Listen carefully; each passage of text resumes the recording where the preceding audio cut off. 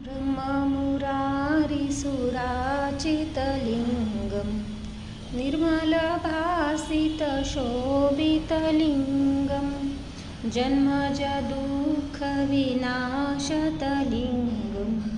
तत्प्रणमामि सदा शिवलिङ्गं तत्प्रणमामि सदा शिवलिङ्गं देवमुनिप्रवराचितलिङ्गं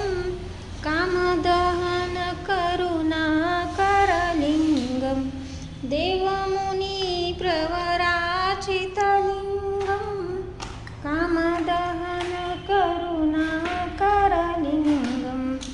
रावणदर्पविनाशतलिङ्गं तत्प्रणमामि सदा शिवलिङ्गं तत्प्रणमामि सदा